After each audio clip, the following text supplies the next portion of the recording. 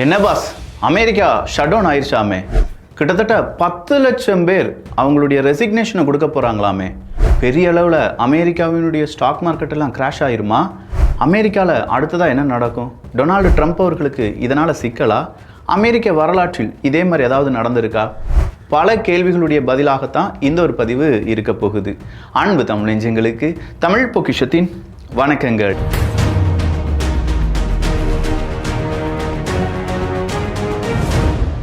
First நம்ம பார்க்க வேண்டியது செலவினங்கள் அப்படிங்கிறது தான். ஒரு கவர்மெண்ட்டுக்கு எதுக்காக பணம் அப்படிங்கிறது தேவைப்படுது, எந்த விஷயத்துக்காக ரொம்ப பெரிய அளவில் பணம் தேவைப்படுது அப்படின்னா, சோஷியல் செக்யூரிட்டி செக்ஸாக இருக்கட்டும், மெடிக்கேராக இருக்கட்டும், மிலிட்ரிக்காக இருக்கட்டும், டேக்ஸ் ரீஃபண்ட், ஃபெடரல் ஒர்க்கர்ஸ் அவங்களுக்கு சேலரி கொடுக்கறதுக்கு, அவங்களுடைய இன்ஃப்ராஸ்ட்ரக்சரை டெவலப் பண்ணுறதுக்கு, இது எல்லாத்துக்கும் தான் ஒரு கவர்மெண்ட்டுக்கு பணம் அப்படிங்கிறது தேவை, குறிப்பாக அமெரிக்க அரசாங்கத்துக்கு. அப்போ அமெரிக்கா இந்த பணம் இல்லாட்டி இந்த செலவினத்துக்கான ஒரு பட்ஜெட் இருக்குல்ல, இந்த பட்ஜெட்டை அமெரிக்காவில் இருக்கக்கூடிய ட்ரம்ப் அவர்களுடைய ஆட்சியாளர்கள் செய்தாலும் இதற்கு யாருடைய அப்ரூவல் வேணும் அப்படின்னு பார்த்தீங்கன்னா, காங்கிரஸ் சபையினுடைய அப்ரூவல் அப்படிங்கிறது வேணும். இந்த காங்கிரஸ் சபையில் இந்த செலவினங்களுக்கான அப்ரூவல் அப்படிங்கிறது கிட்டத்தட்ட 60 எம்பிஸ் அப்படிங்கிறவங்க அவங்களுடைய அனுமதியை கொடுத்தாதான் செலவினங்களுக்கான கணக்கு அப்படிங்கிறது ஓகே செய்யப்படும். இந்த இடத்துல நேராக இந்த காங்கிரஸ் சபை அப்படிங்கிறது ஒரு கட்டத்தில் கொஞ்சம் கவர்மெண்ட் ஸ்பெண்டிங் அதிகமாக இருக்குது, இல்லை கவர்மெண்ட்டுக்கு வருமானம் கம்மியாக இருக்குது, இல்லை கவர்மெண்ட் செய்கிறது சரியில்லை அப்படின்னா இந்த செலவினங்களுக்கான அந்த மசோதா இருக்குது பார்த்தீங்களா, அதுக்கு அவங்க அப்ரூவல் கொடுக்க மாட்டாங்க. ஸோ போன செலவினங்களுக்கான அப்ரூவல் அப்படிங்கிறதெல்லாம் முடிகிறது முந்தா நேற்று முடிஞ்சிருச்சு, செவ்வாய்க்கிழமை முடிஞ்சிருச்சு. புதன்கிழமை என்ன ஆகுது அப்படின்னு கேட்டிங்கன்னா, அப்ரூவலுக்காக மாற்றி அடிச்சுக்கிறாங்க. இந்த பக்கம் ஜனநாயக கட்சி, அந்த பக்கம் ட்ரம்ப் அவர்களுடைய குடியரசுக் கட்சி. ஜனநாயக கட்சி என்ன சொல்கிறாங்க, அதாவது ஜோ பைடன் இருக்கார் பார்த்தீங்களா, ஜோ பைடன் அவர்களுடைய கட்சி என்ன சொல்கிறாங்கன்னா, இதுவரையிலும் இருந்த மாதிரி எல்லா விதங்களுமான அனுகூலங்கள் அங்கே இருக்கக்கூடிய மக்களுக்கு கிடைக்க வேண்டும். அதாவது லோ வேஜஸ் ஒர்க்கர்ஸ் இருப்பாங்கல்ல, அவங்களுக்கு இன்சூரன்ஸ் இருக்கும்ல, அந்த இன்சூரன்ஸ் ப்ரீமியம் கட்டுவதற்கு இந்த கவர்மெண்ட் அரசாங்கம், அமெரிக்க அரசாங்கம் என்ன செஞ்சுட்டு இருந்தாங்கன்னா, கொஞ்சம் பணம் கொடுத்துட்டு இருந்தாங்க. அந்த பணத்தை ஸ்டாப் பண்ணணும் அப்படின்னு சொல்லி ட்ரம்ப் அவர்கள் சொல்கிறார். ட்ரம்ப் அவர்கள் இப்படி சொல்கிறதுக்கான காரணம் என்னென்னா, அங்கே ரொம்பவே சம்பளம் குறைவாக இருக்கக்கூடிய ஒர்க்கர்ஸ், இமிக்ரேஷன், ரொம்பவே சம்பளம் குறைவாக இருக்கக்கூடிய ஒர்க்கர்ஸ், வெளிநாடுகள்லேருந்து அதிகமாக வேலைக்கு வந்தவங்க அப்படின்னு சொல்கிறது தான் ட்ரம்ப் அவர்களுடைய வாதம். அவங்களுடைய இன்சூரன்ஸ் ப்ரீமியத்துக்கு நாங்கள் ஏண்டா இந்த மாதிரி பணம் கொடுக்கணும், இது அமெரிக்க மக்களுக்கு பெரிய சிக்கலை ஏற்படுத்திட்டு இருக்கு, எனவே இந்த பட்ஜெட்டில் அந்த பணம் அப்படிங்கிறது நாங்கள் கொடுக்க மாட்டோம். ட்ரம்ப் அவர்களுடைய அரசாங்கம் என்ன சொல்லுது, முடியாது, இந்த தடவை அதுக்காக பட்ஜெட் ஒதுக்க முடியாது அப்படின்னு சொல்கிறாங்க. சரி, பட்ஜெட் ஒதுக்க முடியாது, ஓகே, ஆனால் செலவினங்களுக்கான தொகை அப்படிங்கிறத ஆல்ரெடி இவங்க 37 ட்ரில்லியன் டெப்ட் அப்படிங்கிறது அமெரிக்காவுக்கு இருக்குது. அப்போ கூடுதலாக இவங்க என்ன செய்வாங்கன்னா, கேப்பிங் செய்வாங்க. கேப்பிங்னா எக்ஸ்ட்ரா ஒரு 5 ட்ரில்லியன் வேணால் நீ செலவு பண்ணிக்கோ அப்படின்னு சொல்லி கொடுப்பாங்க. ஸோ 37 ட்ரில்லியன் ப்ளஸ் ஒரு 5 ட்ரில்லியன் அப்படின்னு சொன்னால் கூட கணக்கு எங்கெல்லாமோ இடிக்குது. அப்போது ட்ரம்ப் அவர்களுடைய ஒட்டுமொத்தமான அந்த எண்ணமும் அந்த லோ வேஜஸில் இருக்கக்கூடிய மக்களை அச்சப்படுத்துவதும் அதே நேரத்தில் தேவையில்லாத செலவினங்களும் செய்வது தான் அப்படின்னு சொல்கிறது தான் ஜோ பைடன் அவர்களுடைய கட்சி ட்ரம்ப் அவர்கள் மீது குற்றச்சாட்டை சுமத்துகிறார்கள். இதனால் என்ன நடக்கும் விக்கி அப்படின்னு கேட்டால், தேவையில்லாத செலவினங்களை ட்ரம்ப் அவர்களுடைய அரசாங்கம் நிறுத்த வேண்டும். இந்த தேவையில்லாத செலவினங்கள் அப்படின்னு சொல்கிறத எப்படி அவங்க குறிப்பிடுவாங்க? கிட்டத்தட்ட ஃபெட் ஒர்க்கர்ஸ் இருக்காங்கல்ல, அதாவது ஃபெடரல் ஒர்க்கர்ஸ் அப்படின்னு சொல்லுவாங்க. நம்ம ஊரில் மத்திய அரசாங்கத்தினுடைய வேலையாட்கள் அப்படின்னு சொல்லுவோம்ல, மத்திய அரசாங்கத்தினுடைய அலுவலகர்கள். அவங்க என்ன செய்யணும், ராஜினாமா செய்யணும். அதில் வேலை செய்யாதவங்க, அதில் ரொம்ப பெரிய அளவில் எக்ஸ்பீரியன்ஸ் இருந்தும் நிறைய காசு வாங்கிட்டும் ரொம்ப கம்மியான அவுட்புட் கொடுக்குறவங்க, இந்த மாதிரியான நபர்கள் எல்லாத்தையுமே தூக்கணும். அப்படி தூக்குனாங்கன்னா மறுபடியும் இது கையெழுத்திடுவதற்கான வாய்ப்புகள் இருக்குது. பட் இப்படி அவங்க ஒரு 10 லட்சம் பேர் ரிசைன் பண்ண வேண்டியதாக இருக்கும் அப்படின்னு சொல்கிறாங்க. இந்த ஷட்டவுன் அப்படிங்கிறது ரொம்ப லாங்காக போச்சுன்னா 10 லட்சம் பேருக்கு மேலே ரிசைன் பண்ண வேண்டியதாக இருக்கும். அப்படி ஒரு சம்பவம் கடந்த 7 வருடங்களில் நடந்துச்சான்னு கேட்டால் இல்லை, 7 வருடங்கள் நடக்கவே இல்லை. அப்போ அதுக்கு முன்னாடி நடந்துச்சான்னு கேட்டால் எஸ், ஷட்டவுன் ஆச்சு, அமெரிக்கா ஷட்டவுன் ஆச்சு. ஆனால் 1 மாத காலம் மட்டும்தான் ஷட்டவுனில் இருந்துச்சு. ரொம்ப வருடங்களுக்கு முன்பாக 1968 இந்த காலகட்டத்திலாம் ஷட்டவுன் அப்படிங்கிறது பல மாதங்கள் நீண்டதாக சொல்லப்படுகிறது.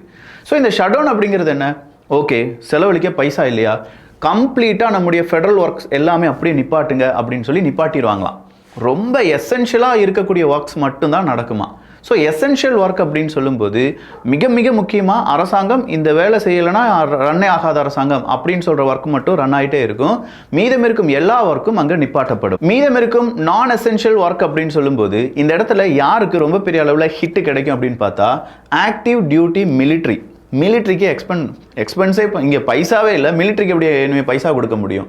அடுத்ததாக law enforcement, FEMA disaster relief, airport security, food and drug inspections, இவங்க எல்லாமே ஃபஸ்ட்டு ஃபீல் பண்ண ஆரம்பிப்பாங்க. இந்த ஷட்டவுனால் அவங்களுக்கு ஏற்படக்கூடிய பிரச்சனைகள், அவங்களுக்கு சேலரி கிடைக்காத ஒரு தருணம், இது எல்லாமே வர்றதுக்கான வாய்ப்புகள் இருக்குது அப்படின்னு சொல்கிறாங்க. சரி, ஷட்டவுன் நடந்துருச்சு, மிலிட்ரிக்கெலாம் இது வந்து ஃபஸ்ட்டு ஹிட்டாக கிடச்சிருச்சுன்னா இவங்கெல்லாம் ஒர்க்கை நிப்பாட்டிடுவாங்களான்னு கேட்டால் இல்லை. அரசாங்கத்தின் மேலே நம்பிக்கை வைத்து அவங்க ஒர்க் பண்ணுவாங்க. என்ன 1 மாதம் 2 மாதம் சேலரி அடுத்ததாக கிடைக்கும் அப்படின்னு சொல்லிட்டு ஒரு நம்பிக்கையுடன் அவங்க நடைபெறுவாங்க. ட்ரம்ப் அரசாங்கம் இதை மறுபடியும் இல்லை, எனக்கு இந்த செலவினங்கள்லாம் கம்மி பண்ணி ஆக வேண்டும், அமெரிக்கர்களுக்கு தான், அமெரிக்காவில் இருக்கக்கூடிய லோ வேஜஸ் ஒர்க்கர்ஸ் அப்படிங்கிறவங்களுக்கு நாங்கள் ஏன் எக்ஸ்ட்ராவாக காசு கொடுக்க வேண்டும் அப்படின்னு சொல்கிற இந்த குரல் உயரும் பட்சத்தில் அங்கே இருக்கக்கூடிய எதிர்க்கட்சியான ஜனநாயக கட்சி என்ன செய்வாங்கன்னா அவங்க மறுபடியும் இதை ட்ராக் பண்ண ட்ரை பண்ணுவாங்க.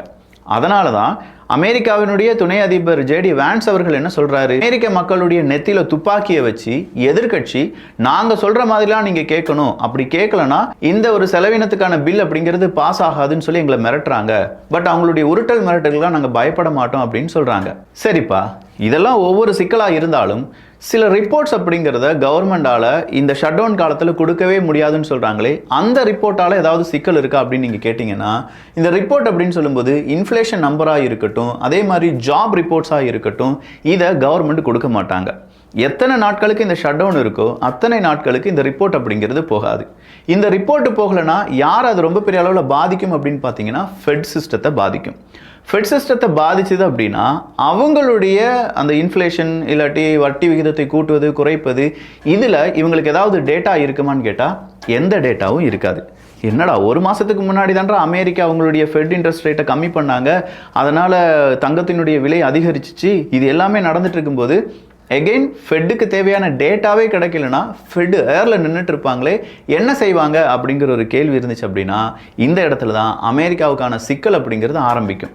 சரி, இதை முதலீட்டாளர்கள் எப்படி பார்ப்பாங்க? சந்தை நெகட்டிவாக போயிருமா, கிராஷ் ஆயிருமா அப்படின்னு கேட்டால் ஒரு பேனிக் மோடு உருவாகும் அப்படின்னு சொல்கிறாங்க. ஒவ்வொரு மாதமும் அமெரிக்காவினுடைய ஜிடிபியில் 0.25% அப்படிங்கிறது கம்மியாயிட்டே இருக்கும் அப்படின்னு சொல்கிறாங்க, ஒரு மாதம் இந்த ஷட் டவுன் நீண்டுச்சு அப்படின்னா. சரி, அப்போ இந்த ஷட் டவுன் மறுபடி எதிர்கட்சியும் ஆளும் கட்சியும் சேர்ந்து எல்லாத்துக்கும் சம்மதிச்சிட்டாங்கன்னா உடனடியாக அதை என்ன செய்ய ஆரம்பிக்கும், பூஸ்டப் ஆயிரும்.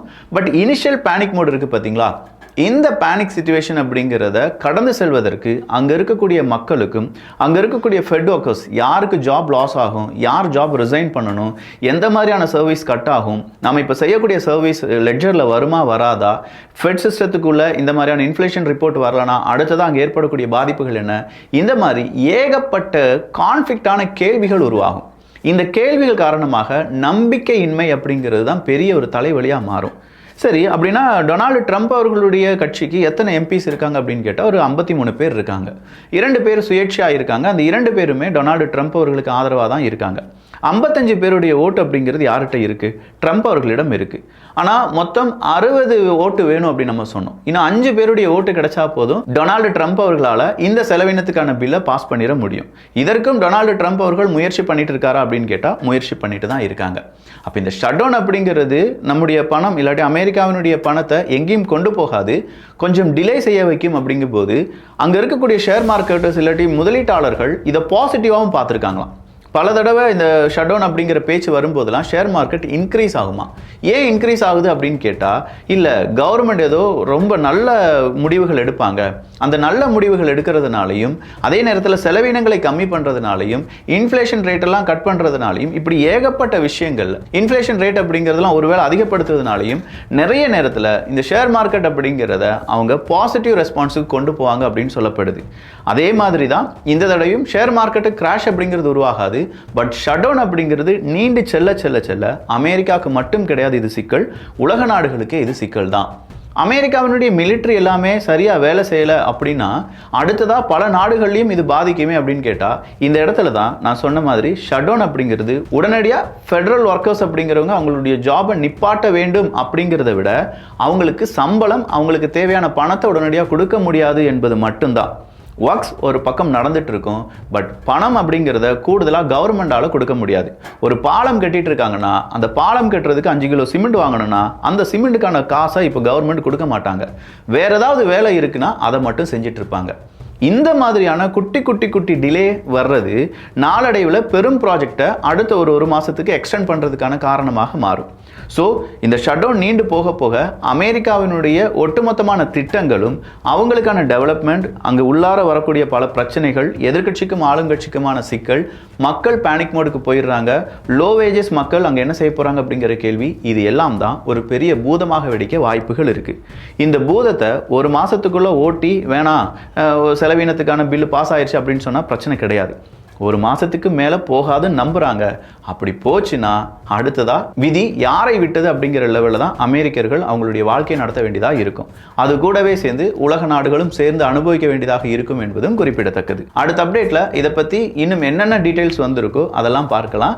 அதெல்லாம் தெரிந்து கொள்வதற்கு நீங்கள் செய்ய வேண்டியது என்ன அப்படின்னா, தமிழ் பக்ஷம் அப்படிங்கிற நம்ம சேனலை சப்ஸ்கிரைப் பண்ணிக்கோங்க, 4 நண்பர்களுக்கு ஷேர் பண்ணிக்கோங்க. அமெரிக்காவினுடைய ஷட் டவுன், அதுக்கு பின்னாடி இருக்கக்கூடிய அரசியல், அதுக்கு பின்னாடி இருக்கக்கூடிய டெக்னிக்கல் கிளிச்சஸ், இது எல்லாத்தையுமே நாம் இந்த ஒரு பதிவில் பார்த்துருக்கோம் அப்படின்னு சொல்லி நம்புகிறேன். நல்லதை பகிர்ந்து நல்ல சமுதாயத்தை உருவாக்குவோம். நன்றி, வணக்கம்.